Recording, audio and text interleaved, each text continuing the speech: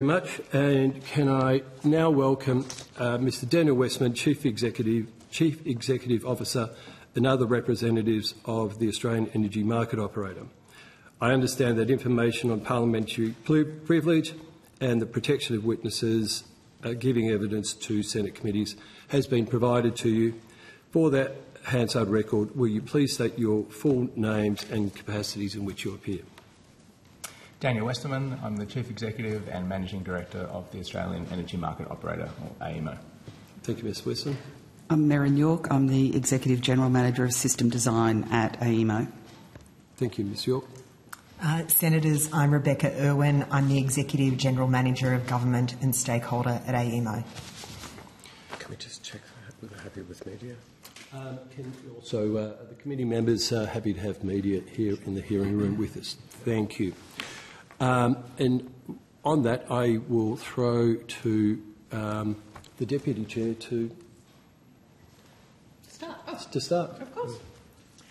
Did you guys have an opening statement? Sorry, I should have given you that opportunity. My bad.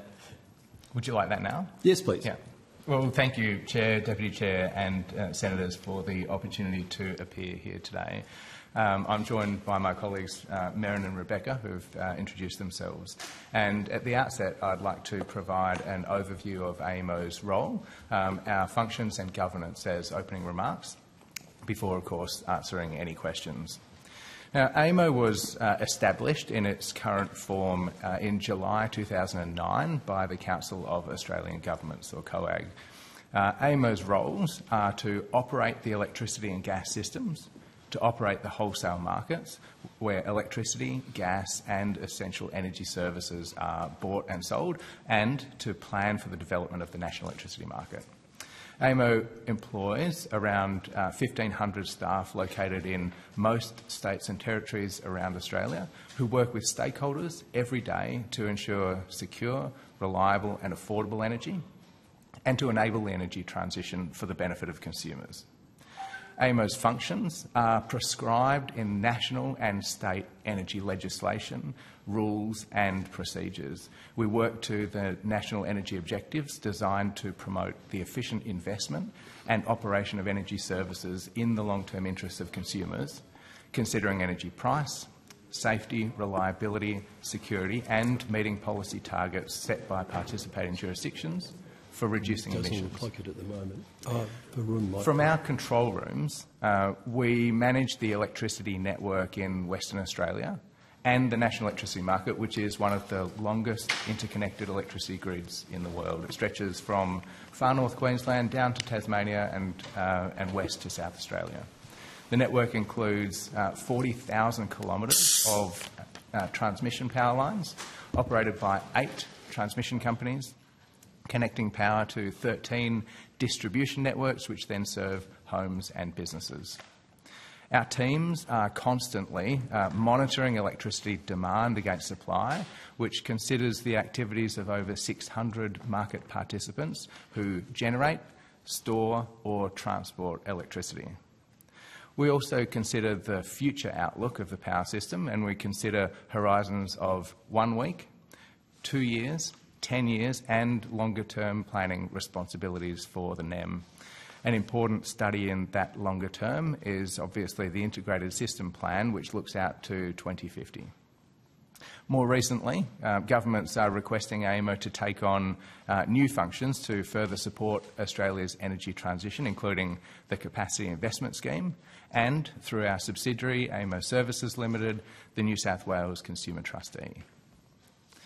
Now, AEMO is a company registered under the Corporations Act 2001 as a member-based, not-for-profit company limited by guarantee. Our membership is shared between governments, and that's 60% of AEMO's membership, and industry, which is 40% of AEMO's membership. And there are 3 key aspects to AEMO's governance and accountability. The first is corporate governance. And as a company limited by guarantee, AEMO is governed by its Constitution and the Corporations Act. The second is performance of our statutory functions. And as set out in our Constitution, it is AEMO's Board of Directors that is responsible for the exercise of those statutory functions. Importantly, AEMO's members do not have a role in making these decisions. The third is Ministerial Council oversight, and the Ministerial Council appoints AEMO directors and has issued a statement of role for AEMO.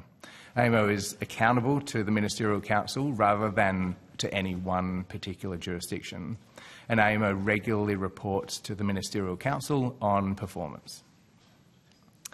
AEMO operates under the oversight of our Board of Directors, who are responsible for the performance of our corporate objectives and our statutory functions as set out in our Constitution and the Board Charter. Our Board is comprised of an independent, non-executive chair, the Managing Director and Chief Executive, and that's me, and 8 other non-executive directors, 5 of whom are independent and 3 of whom are non-independent because of their current industry experience.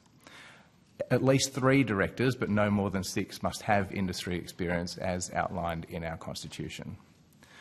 Now, all aspects of AEMO's operations promote the national energy objectives, which aim to further the long-term interests of energy consumers. And with that, I'll close the opening statement, and my colleagues and I look forward to discussing these topics further with you. Thank you, Mr Westerman. Deputy Chair. Thank you.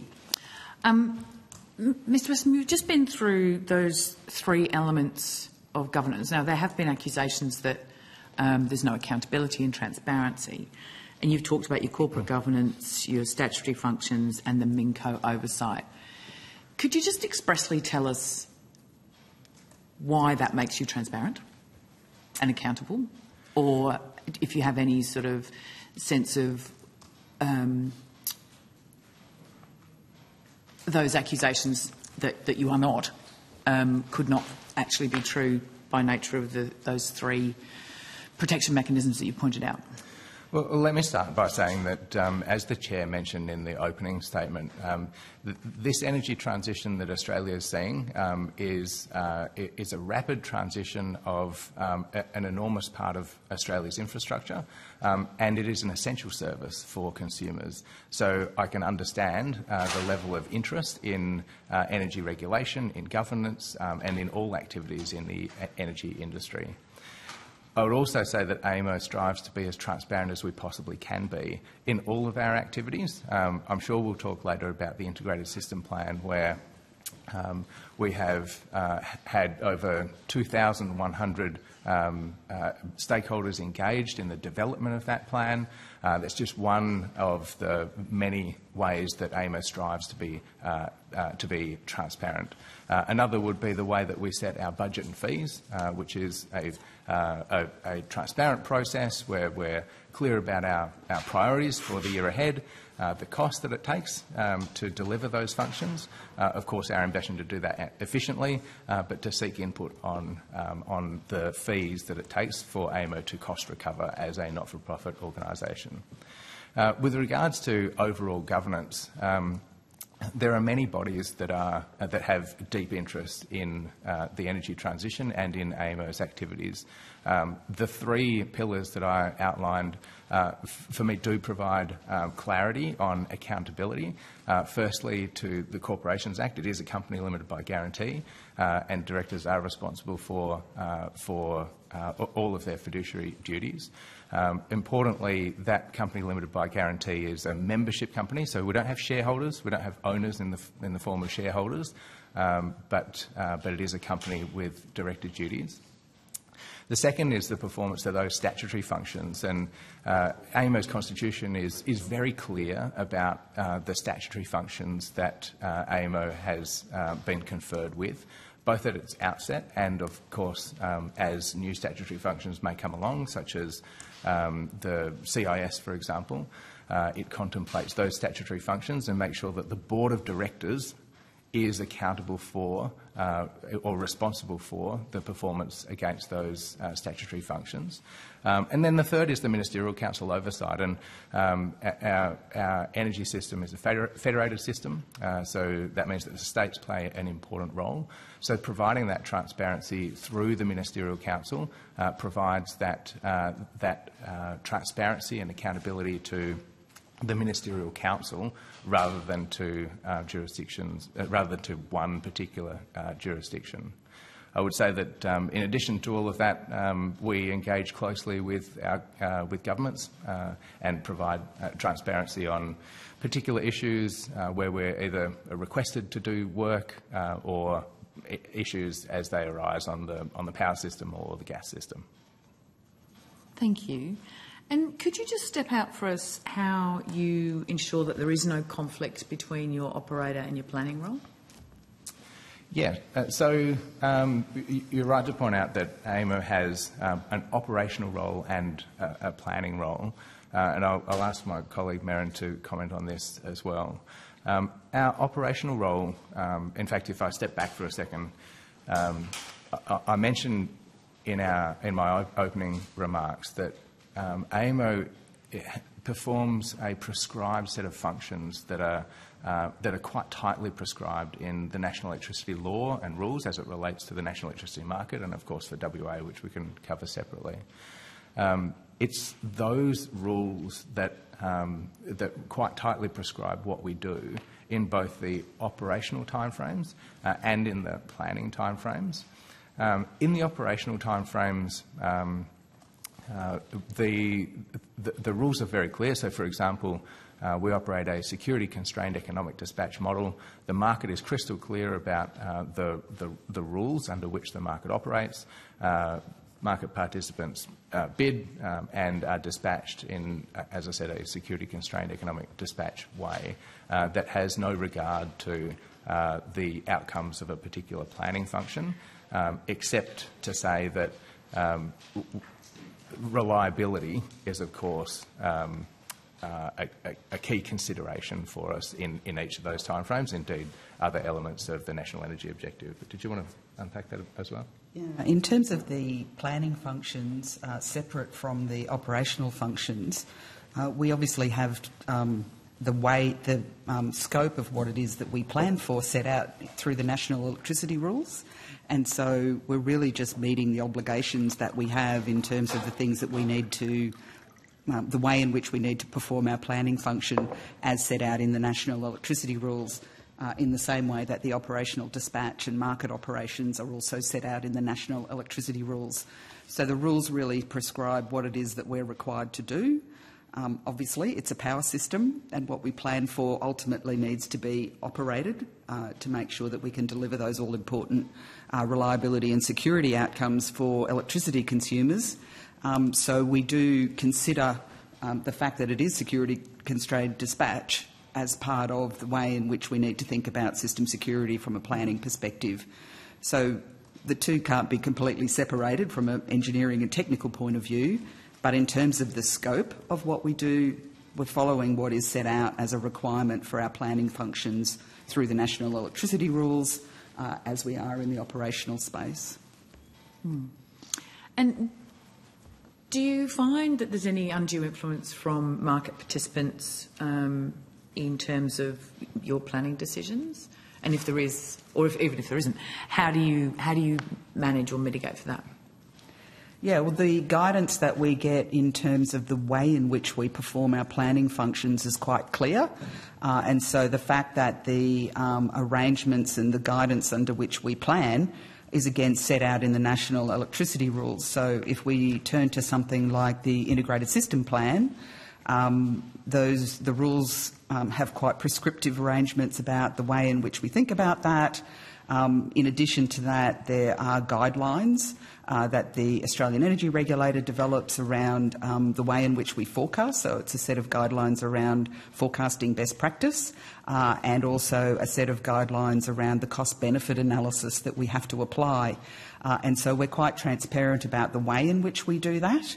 Obviously, we need to get input from the industry and market participants to inform the way in which we consider generation projects, storage, new technologies, to make sure that we're keeping up to date with the things that are emerging. But we also need to make sure that we're then following those cost-benefit analysis guidelines, the forecasting best practice guidelines. We publish all of that. We get input as a draft, and we get input and take that input into account in terms of then coming to our final decisions. And those decisions are made, within the AEMO team to make sure that we're transparent about the basis of them, but they're decisions that we make in accordance with the guidelines that we're provided.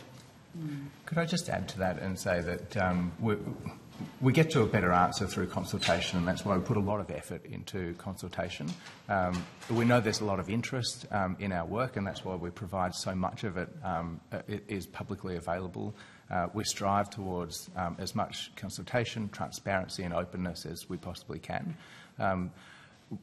And that's both to governments and to industry, and that's to get us to a better answer. Of course, we're aware that industry want to invest. Every player has their motivations, and of course we're aware of that, and we deal with that through, 1, transparency, and 2, being aware, 3, the governance practices that we have in place. But it is important that we do go through such a high degree of transparency and consultation. If I can just address one thing, which is that members don't have more of a say in that consultation process than any other market participant. I mentioned that there are over 600 market participants in the national electricity market. I think we have 94 members at the moment from an industry side. No consideration is given to whether a market participant is a member or not through that process, so there cannot be undue influence. And can you just unpack for us, like, there's 600 operators and 94 members? Why are they members and why are they not? It's a great question. So our membership, AEMO's membership, is split 60% to governments and 40% to industry. That's set out in the Constitution. Any Australian government can be a member so long as they've conferred a function on AEMO. 8 out of 9 Australian governments are members of AEMO, so every state and territory and the federal government except for the Northern Territory. For industry, industry can elect to be a member of AEMO if they are broadly a market participant in some way, shape or form, and they elect, so they fill out a form. The benefits of being a member are really twofold. They're not very extensive, I might say. The first is that if there is a change to AEMO's constitution, that requires a 75% supermajority to change. So that would require governments and a level of industry. And the second is that members have a say. They vote on whether to send a short list of new directors to the Ministerial Council for selection of new directors. So they have some input into the selection of directors. Okay, thank you. Are you going to keep rotating? Yeah. Well, I might just pass over what you think. Is that right? Thank you, Chair. Could I just ask at the outset, will Australians see a reduction in power prices anytime soon? We don't model power prices, and so I couldn't answer that. So, I mean, I've seen yourself and others make many comments before about the relative cost of different power sources, though. So there's no expectation that power prices should fall in coming years, given the investment in renewables we're seeing? If I can just take a minute to explain, I think, what you're referring to, which is we've been quite clear that the lowest cost pathway to net zero and to meet government targets is through investment in renewable energy, firmed by batteries and pumped hydro, backed up by flexible gas and connected in with transmission and distribution. And we say that is the lowest cost pathway. The reason we say that is because our analysis, which is the Integrated System Plan, is, again, tightly prescribed by the rules.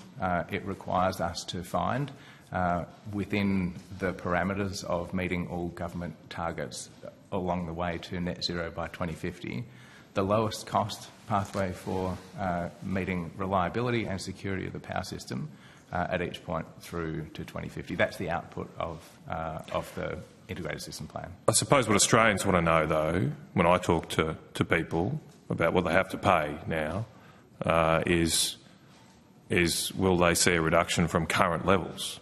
Will we go back to the power prices we paid in living memory only 10, 15 years or so ago?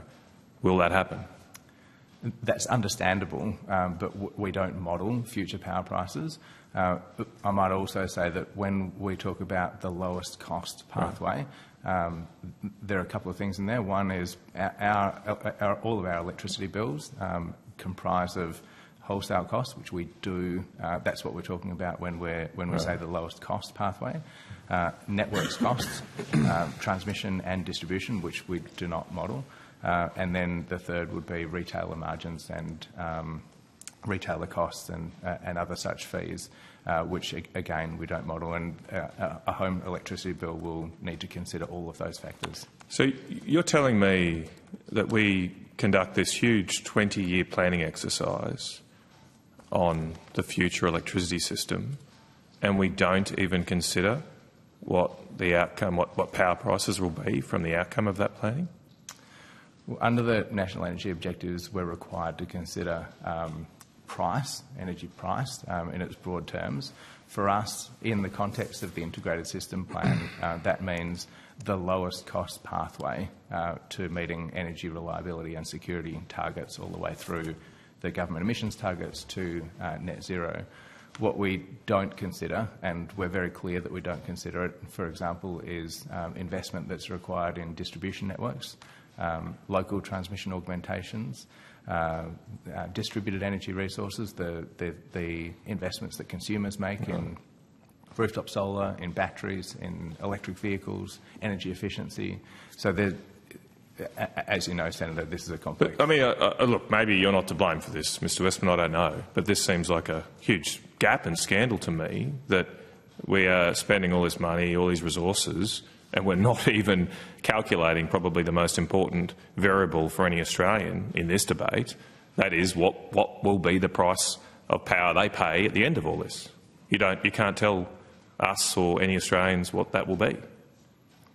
I can't, no. You can't. I mean, I find that unbelievable. So no one is looking at this within the Australians, like what will be the price of power in 5 years' time. I think that's what people want to know.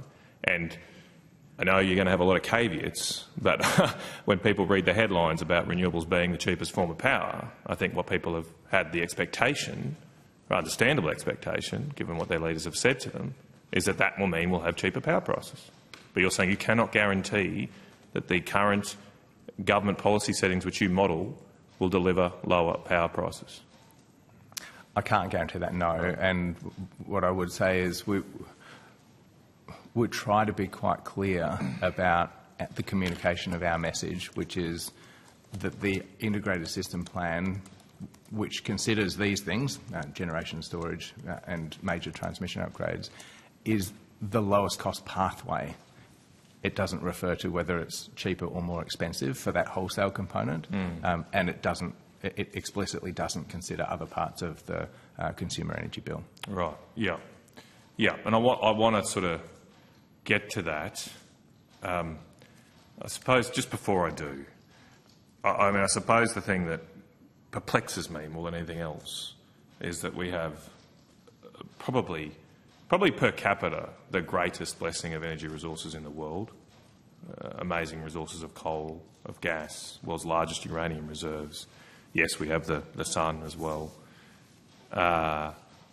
And yet we now have left ourselves with a situation where the United States have power prices a third of ours. A third. Now, I know they're a bigger population, but they are also a very dispersed population, on some measures much more dispersed than we are.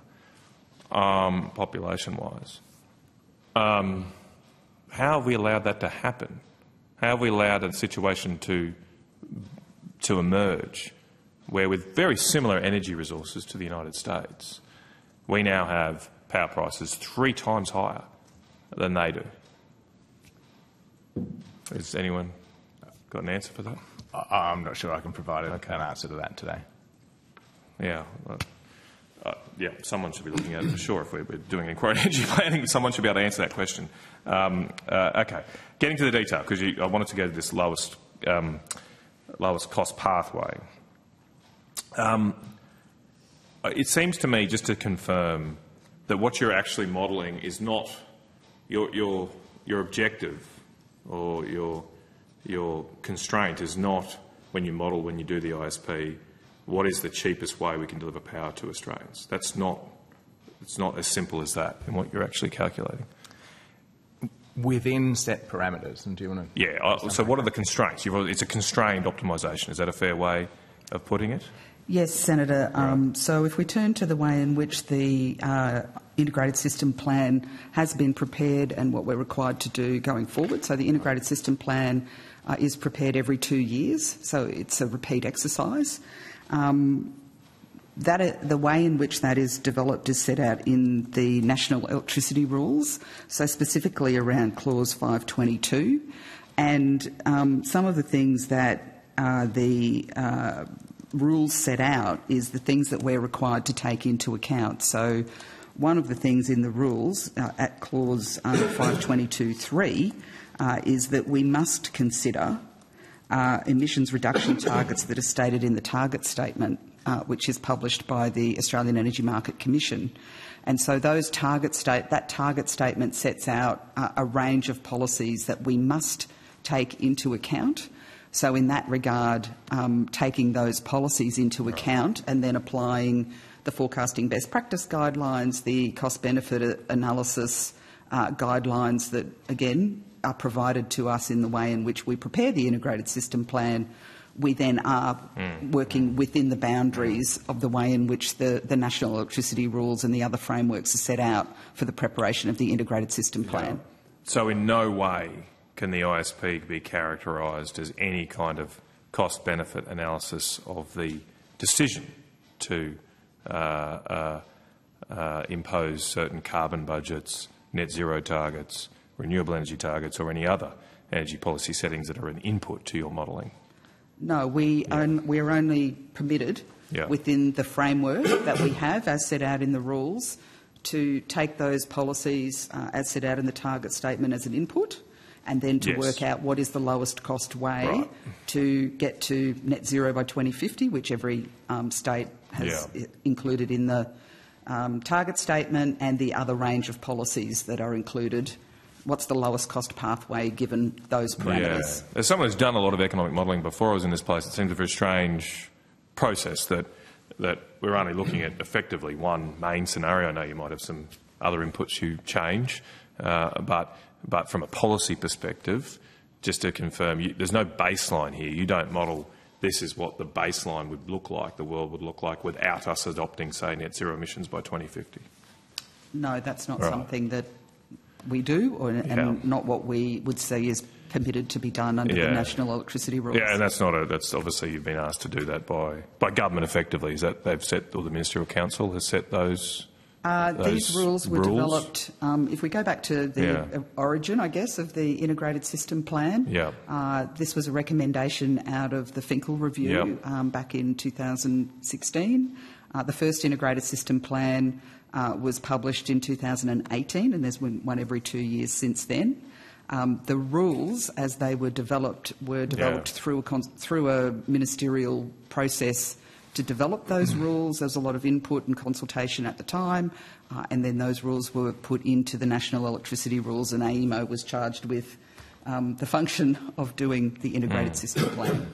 Just add that if those rules changed, then obviously we would change our analysis. I think that's one of the reasons why I congratulate Senator Van for originating this inquiry, because I think something as fundamental as that should be looked at.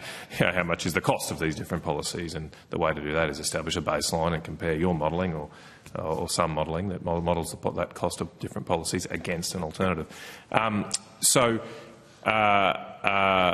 Just to confirm too, the other issue I suppose here for you is policy is not set in concrete. It changes from time to time. So when governments change their policy, your inputs change, and once again you don't evaluate that input against the previous modelling or the previous assumptions. It's just a new input and the models run again. Is that correct? So we would because the ISP is a repeat exercise. Yeah. So obviously, as things evolve, Yeah. I'm sure government policy starts off as an idea, and then it's supported more by legislation or by budget allocations or whatever. Over time, that will go from an idea to something that becomes an input and is put into the target statement and is supported by that. We don't evaluate those policies. The cost-benefit analysis guidelines that we're given limit the things that we can consider just to the things that are within the national electricity arrangements. Yeah. And so those policies, could be delivering something that we haven't considered or aren't able to consider within the strict parameters of the partial equilibrium analysis that is the basis of the cost-benefit analysis within the national electricity arrangements. Okay. So to take a real-world example, the new government came in and adopted an 82% renewable energy target by 2030, I believe. That has now an input into your ISP modelling? That's correct. Right. And when did that obviously featured in the 2024 ISP? Correct. It wasn't. Was it in the 2022? No. No. Okay. All right. So there's no analysis of whether that's a good idea or not. You're not here to say that. Maybe just if you could say no. No, sorry. We don't analyse that. Can't detect shakes of the head. We take that as an input. Great. Look, my chair can correct me if I'm wrong, but I don't believe we have public officials in front of us, so I can ask an opinion. I don't believe that AEMO... they come to set estimates or anything. I mean, they can decide whether they want to answer or not. But I suppose given that and given what you've been doing, what's your view then? Should governments ask you to evaluate the alternative policy options, no climate targets, maybe more expansive climate targets? Should we evaluate, using your methodology, a bunch of different policy ideas so Australians and governments who ultimately make these decisions can evaluate the relative costs of different policy options? It is the role of policymakers to identify alternatives and make those public policy decisions. And public policy makers, I presume, will take a series of inputs and advice on each of those. If governments and policymakers wanted to ask AEMO for some advice, we would be pleased to provide it. But it's not really our role to judge on whether it's good policy or not. But what I want to know, because I only read your reports, I don't get to see the sausage being made. You do. So are you confident that your modelling would be a good input into the decisions that we have to make around different policy options? If we were to ask you, go and model this particular option, go and model nuclear, go and model no climate targets, would that be useful for decision information that you could produce for people? I'm confident in the analysis of our teams to, given a set of guardrails, to provide good fact-based insights that, yes, can then be used for policy making. So just to add to that, I think the advice that we could provide would be limited to the things that we analyse. So we could provide advice around reliability of supply, impacts around security of the power system arrangements. We could provide advice around, volumes of different types of generation that might be required. We could also provide advice around differences in emissions from the electricity sector. So only the things that really fit within the national electricity market. Sure. Can you provide those policies? May be the basis of those may be something outside of what we can provide. Some, but just to build on Merrin's point, what we provide will be necessarily limited. So, for example, we can provide some advice on costs to the best of our knowledge, and we maintain some level of, I think, reasonably good insight into some of the costs within industry. But, for example, broader economic costs or benefits would be certainly well outside of the purview of our analysis. So this seems to be a bit of a gap then. I'm surprised you're saying you can only provide some, because isn't one of the first element of the national electricity objective is the price of electricity? Why can't you provide advice on the price of electricity if the ISP is, I believe, an input or under the broad rubric of the National Electricity Objective seeking to meet the NEO, why can't you provide full advice on price? So in terms of the way in which price is considered in the ISP development, it's really reflecting that if there is a least cost pathway, and acknowledge that that's a constrained pathway, and determining a least cost pathway, then under economic theory, the outcome in terms of wholesale price should reflect the least cost. So the lowest price should come from the least cost pathway. I mean, that's economic theory that the whole national electricity market is developed on, and the other elements will be also least cost if it's transmission elements that is the least cost that delivers the highest market benefits. So it's really linking, if you've got a least cost pathway, that should lead to at least the lowest price within the parameters of the economics. Right. Well, look, I wish I shared your confidence that decision makers are looking at the costs and benefits. I think you suggested, Mr. Westerman, that's something we should do. Well, in my experience, the only analysis that's actually done is polling, public polling analysis. That's what the input is, the input into a cabinet decision-making process, in my experience. So I think it would actually be of great help if there were more public information about the relative costs of these policies. Thank you, Chair. I've got plenty more, but happy to raise. Sure. No, happy to share the call around. Mr. Westerman, you outlined AEMO's structure. Is it a public or private company? It's a private company, limited by guarantee, with ownership split 60% by the governments of Australia and 40% with industry members. Thank you. And you operate on a budget of just over $500 million per annum? Yeah, this year the total budget for AEMO will be just over $700 million. It's outlined in our corporate plan and through our budget and fees. And that money is recovered from energy users? AEMO is a not-for-profit organisation that performs a range of different functions. The majority of our costs is recovered from energy users through the form of fees which market participants pay on consumers' behalf and then pass through. We do perform a range of functions that are fee-for-service based, either to industry, for example, the connections process is a fee-for-service, or to governments who sometimes ask for some advice and pay directly. Terrific. And on your market and system operational, I rarely, if ever, have heard any criticism. So, this inquiry, I don't think we'll look at much of that aspect of your work.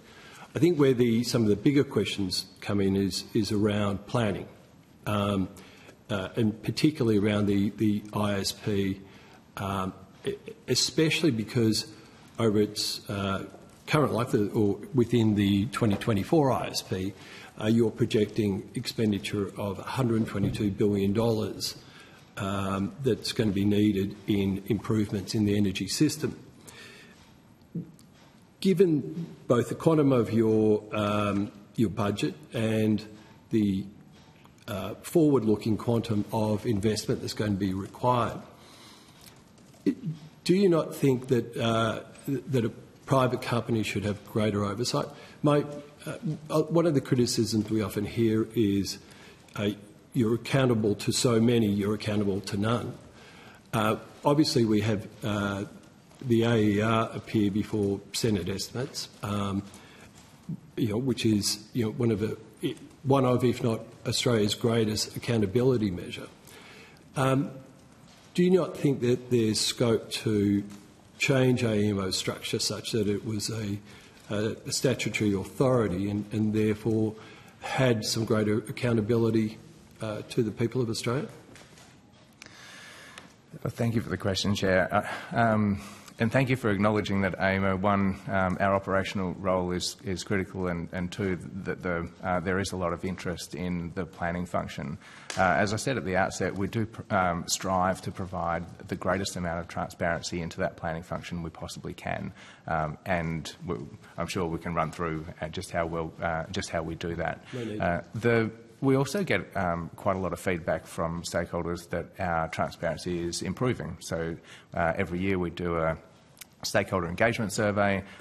We ask about our transparency and our performance, and that is broadly going well and improving. Mr. Westman, I should have also added, there's also no criticism or very little about your transparency. You're an incredibly transparent organisation. The questions that arise are about the accountability, because while there's consultation on inputs, etc., the ISP, which I'll come to in a minute, effectively is a black box which spits out suggestions which are then modelled at lowest cost. But the drivers and the need and the choices of what improvements in the NEM are needed don't necessarily have that much accountability. There seems to be some form of we think we need this, so this will go into the ISP. Let me just answer the first question, which was about is the accountability sufficient, and then perhaps Merrin can spend a little bit of time on the ISP. I outlined the three areas in my opening statement about how AEMO is accountable under the Corporations Act, through our legislative functions and, of course, to the Ministerial Council. If governments decided that more accountability was required in different ways, then, of course, we would change it. No, yeah. I understand that. I'm just trying to tease out across the inquiry, not just today, is that amount of accountability enough? Because yes, you answer to the energy ministers, but they don't have to respond further than that. Just going to the ISP. Prior to the inaugural 2018 ISP that was published, AEMO published a National Transmission Network Development Plan. Is that correct?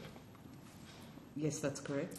And then following the events of 2016 in South Australia, the so-called System Black events, the Finkel review recommended that the development of a NEM-wide integrated grid plan to inform future investment decisions, and that AEMO should develop a list of priority projects to enable efficient development of renewable energy zones across the NEM. Fair summation of... That's what I understand the Finkel review recommendation was. At no point did Finkel recommend that AEMO or the ISP be a monopoly planner, as in the only planner in the Australian energy system. Would you agree with me on that? It was to develop an integrated, what became called the Integrated System Plan, and that is a function that was then conferred on AEMO. I might just add to that, if I may, Chair. Sure. AEMO is not the only planner in the energy system. Of course, every network has their own network development plan, both transmission companies and distribution companies. Those transmission companies provide input into the integrated system plan. Obviously, energy companies make their own investments based on their own plans as well.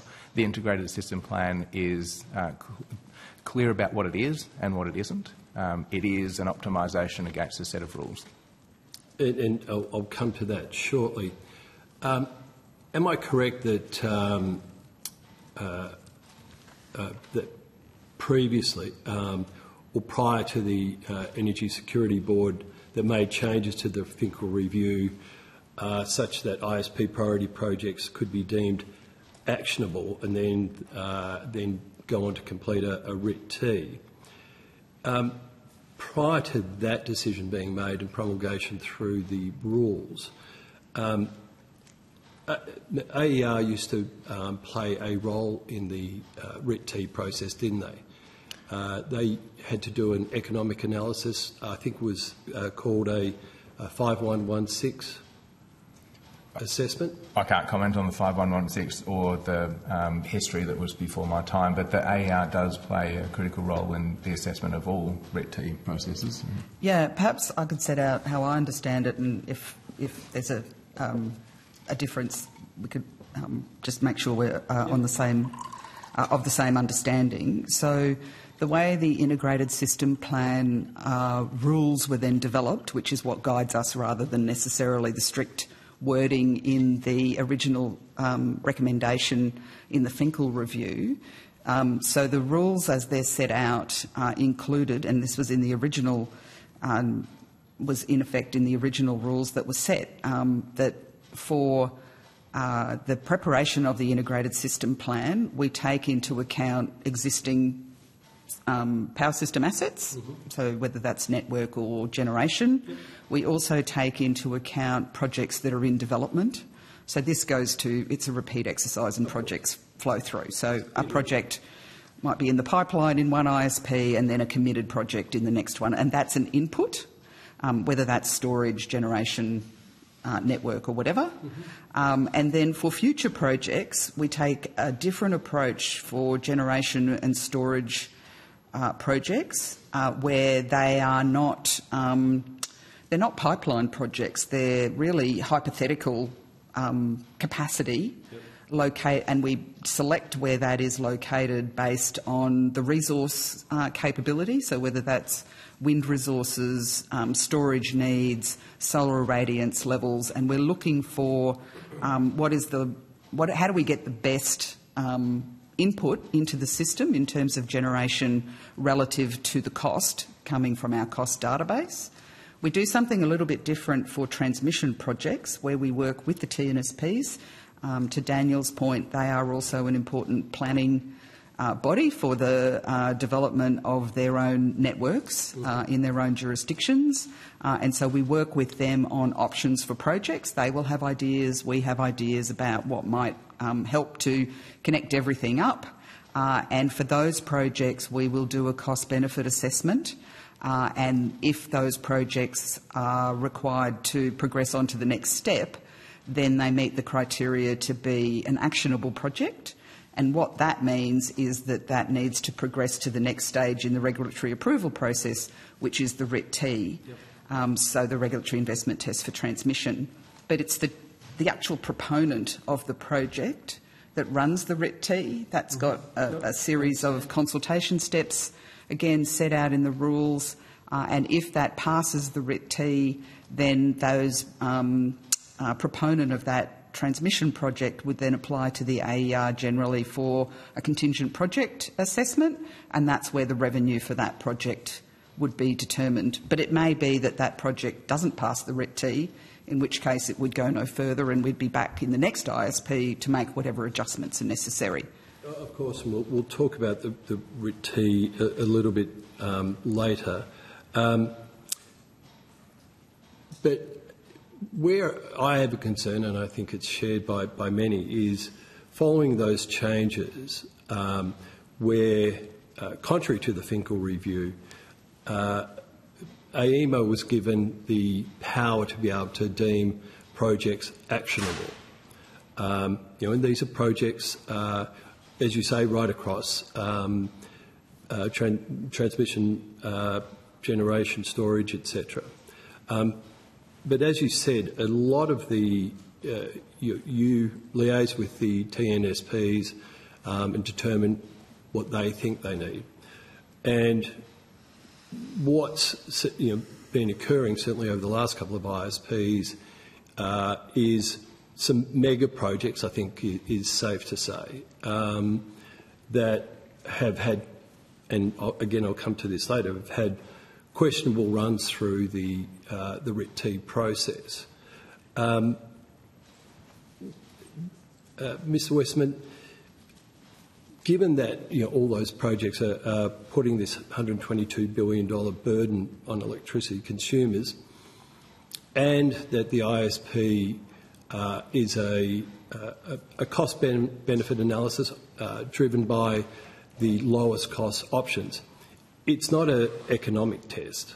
It's not testing the productivity from an economic point of view that will contribute to the Australian economy. Is that a fair assessment of the ISP's assessment role?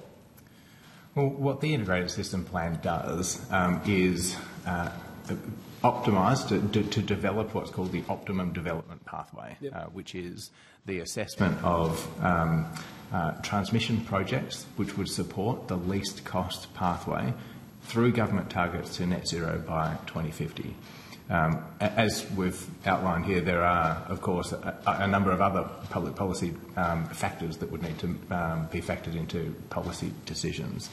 I'll get Merrin to just outline what an actionable project is, because it's important to note that the Integrated System Plan doesn't approve projects, it simply identifies them as actionable projects.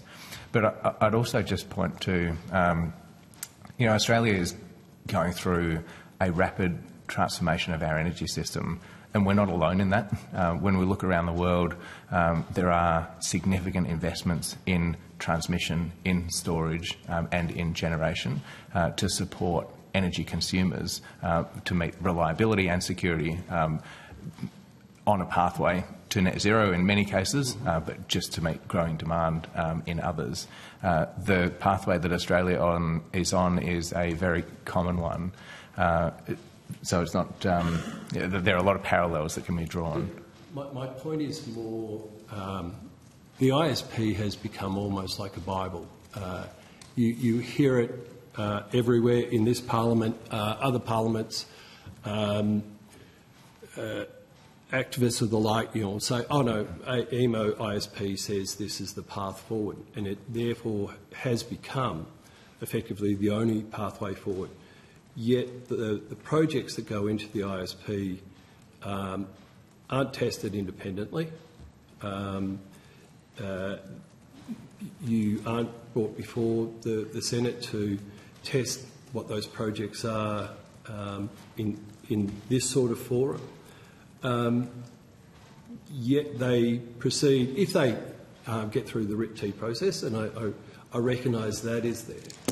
But the bigger question is, at what point and how are they assessed to be not just the least cost option, but the best option from an economic and productivity point of view? And thank you for the question, Chair. It does reiterate the role that the Integrated System Plan is and what it is not. And what it is within the guardrails of, firstly, the National Electricity Rules, which are clear about the constraints. In this instance, probably the biggest constraint are the government targets along the way to net zero in every state and territory. And the Integrated System Plan lays out what's needed to deliver secure, reliable electricity to consumers along the way to meeting those targets at every point in time. What it's not is it's not an authorisation to go ahead. Companies need to make those investment decisions themselves. I should say investors, because there are a number of government-owned companies here. On the transmission side, those investments need to be approved by the regulator. And of course, on the generation side, investors need to make those decisions either for themselves or as part of a government-owned entity.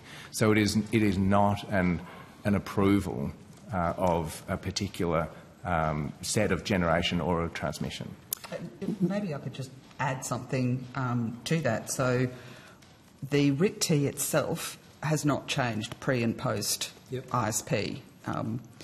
Prior to the ISP and the actionability element that came into the rules from that, TNSPs would make their own decision as to whether a project would be assessed under the RIT-T. So really what the ISP has provided is a more NEM-wide overlay in terms of how do we make sure that if these are the targets that we want to get to, always with that caveat, that this is the least cost pathway to get there. And so when we assess the transmission projects, we do a comparison with what's referred to as a counterfactual. So that is where we just take the existing system, and in particular the existing transmission system, remove all of the future modelling of the future transmission projects and look at, well, how would you get to those targets without that transmission? And what we find in that counterfactual is that there's a lot more distributed generation at transmission scale, because the transmission is actually allowing that generation to be used in different locations at different times. And so that is really the basis of then the cost-benefit analysis to determine what are the net market benefits for transmission, for those transmission projects. And this is directly from the 2024 ISP, that those transmission projects, which are 16 billion of that 122 billion that you mentioned in terms of the annualised capital cost out to 2050 for those investments, actually pay for themselves and deliver a further 18.5 billion in net market benefits, which would otherwise have to be additional investments that would be required to deliver the same outcome of getting to the targets. So it is actually an assessment against, does the transmission develop overall benefits for consumers or not? If I get a chance during this morning, I'll come back and test some of those. But my point is that now that AEMO can, through the ISP, deem a project actionable, there is no more assessment on the need for it, or it's the productivity it brings, or alternative investment. Because the RIT-T, yes, it sets out costs, but then even at the end of it, when a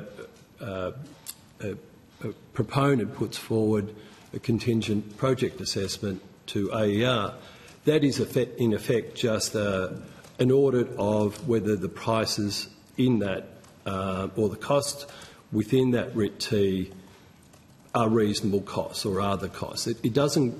There is no assessment of the actual need for that project.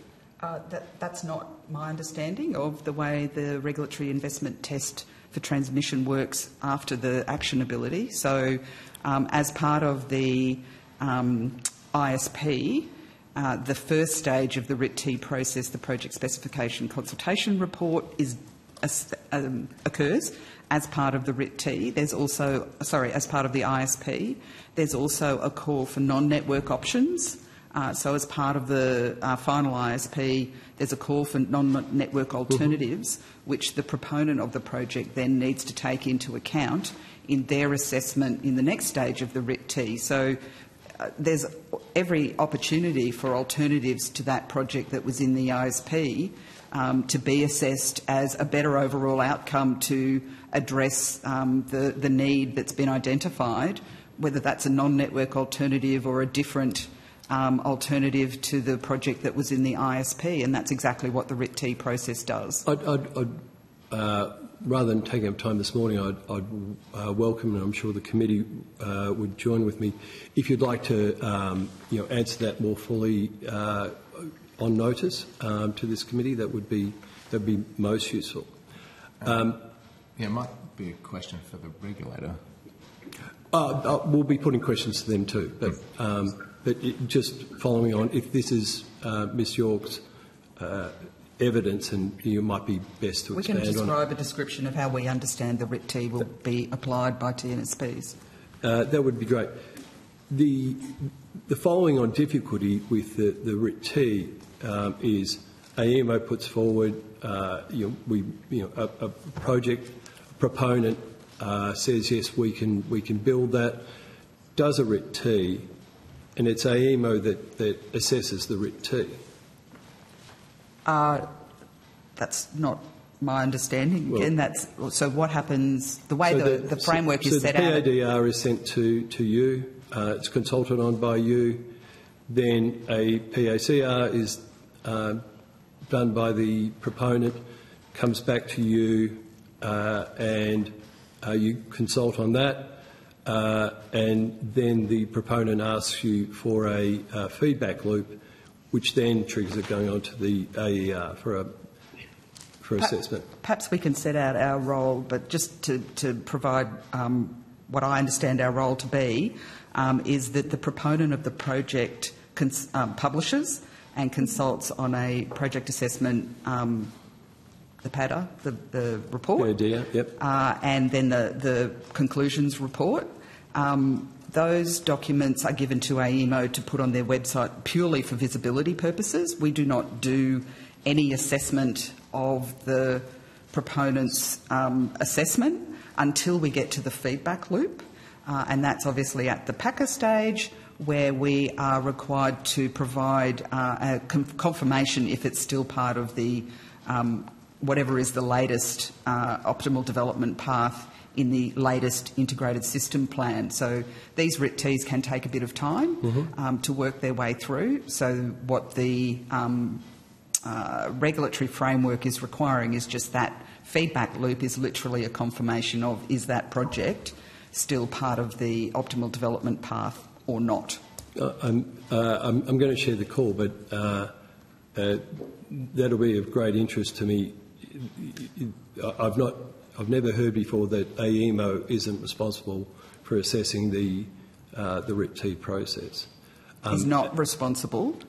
That's what you just said. That's correct. Terrific. Thank you. I'll share the call now. Senator Gosh. Thank you, Chair, and thank you for the witnesses for being with us today. To take a little bit of a step back, I'd like to understand when AEMO's role as a market operator was conferred, when its planning role was conferred, and a little bit about the processes or the history of how those two roles came to be held by AEMO. Sure, I can give a quick overview, but Rebecca, did you want to unpack? Senator Gosh, essentially when COAG set up the Australian Energy Market Agreement, it was the federal and state governments that combined to set out the functions that they wanted to confer on AEMO at the time, and that included both the market operator function and the planning function. So there's an agreement between the governments that sets those functions out, and then the governments decided that the way to establish AEMO would be through a corporate structure, through a not-for-profit company limited by guarantee, and a range of... and then we went through the governments went through a legislative process to actually set up those functions and confer the functions on AEMO. So AEMO, as it stands today, was established in 2009, and as is set out in the Constitution, actually, in AEMO's Constitution, I should be clear, those functions are conferred upon AEMO. There's always been both a market operator and a planning role. So NEMCO was the previous market operator, and planning roles existed before then as well. Are you able to elaborate as well, or give us some detail about the ISP process? What are the consultations involved, and the inputs that come into AEMO as part of developing the ISP? Do you want to take that? Yeah, thanks, Senator, for the question. So the ISP, the development of the ISP is a 2-year process. The first 12 months of that are really all about the inputs. So that we refer to that as the inputs, assumptions and scenarios process. So we have a range of consultations throughout that process to get input on what are the scenarios that we've used. So for the preparation of the ISP, to ensure that it's robust against the range of futures that might occur, because we do not know exactly what's going to happen in the future. We have different scenarios that reflect the different pace at which the pathway to net zero by 2050 could occur. So we have a slower pace, a really ambitious pace, and one in the middle, just to set 2 bookends and a pathway in the middle in terms of the pace at which Australia's electricity system would get to net zero by 2050. So against those scenarios, we then apply a range of input parameters, whether that's demand forecast for electricity, whether that's the pace at which decarbonisation of gas for domestic use would occur, whether that's also decarbonisation of transport areas. There's inputs around the rate at which consumers will continue to install rooftop solar, the rate at which people will take up electric vehicles. I mean, there's a lot of inputs in terms of the what's referred to as the IASR, the Inputs, Assumptions and Scenarios report. We have methodologies that we also publish, and they are updated from time to time. We consult on the methodologies and the changes to that. And then we also consult on the actual inputs, assumptions and scenarios that are going to go into the ISP. Those inputs also then include how we are considering the policies through the target statements and any other inputs on policies that might be an input into the inputs, assumptions and scenarios. We then go into the second half of the ISP, and that's where we do the power system analysis. So taking all of those inputs in terms of what is the electricity demand, what is the consumption levels, what are all the inputs from consumer resources or things within the distribution network, how do we then think about the other supply inputs that are required in terms of transmission scale, generation, storage, backup services, what transmission might be needed to connect it up to share those resources. We have a very large number of potential development paths that we assess. We try to narrow that down to some that we do the actual cost-benefit analysis on. We publish all of that and what is the net market benefits from each of those candidate development paths, and we look at what are the resilience requirements and how resilient are those candidate development paths to variations in what might occur in the future from what's in the actual scenarios. And from that, again, all published, all transparent, we base that assessment to develop an optimal development path. We publish that in a draft ISP. We get feedback, we take that feedback into account, and then we publish a final ISP, and then we start the cycle again. So we are already in the process of developing the 2026 ISP and consulting on a range of things that will feed into that first half in terms of the inputs, assumptions and scenarios. Might I just take that process through a little bit step by step. In respect of the inputs, scenarios and assumptions report, is that something that is generated by AEMO and then provided for consultation outside, or is that the product of the consultation? That is something that we prepare and provide a draft. We do get a lot of input, so we have methodologies that we apply, so whether that's about how we will be thinking about EVs or electric vehicles and their charging profiles, we will put that information into our draft report and consult on that, just to use that as an example. And so the draft consultation report goes out, you'll receive consultation back, and then a report is prepared that reflects various aspects of the consultation and feedback you're receiving from market participants, and who else is contributing to that feedback? Well, it's open to anyone. Anybody can provide a submission into our process. We have a comprehensive stakeholder list that we make sure that we email out when we're doing these consultation processes. I think that set of emails on that list runs to around 1,000, but anybody is able to be added to that list, to be made aware. All of that information is on our website.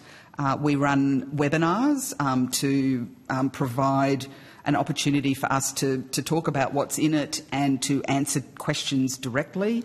Those are very well subscribed to, but anybody can make a submission, and anybody does. So it's not only market participants or industry participants who make submissions to that process. You also referred to a methodologies document that was published, so people can understand the process by which that information is then analysed, I assume. That document's public. Is that document also subject to feedback or evaluation by AEMO? Yes, there are a range of methodology documents. So we will have a forecasting methodology, a range of those about how we think about demand forecasting and consumption forecasting as a methodology. And then we also have a separate methodology document for how we actually do the ISP part of the 2-year process. So there's a range of methodology documents. Those are consulted on. We sometimes consult on those partway through. Go back to the requirements in the National Electricity Rules require us to do a full, what's referred to as a 2-stage consultation process once every 4 years.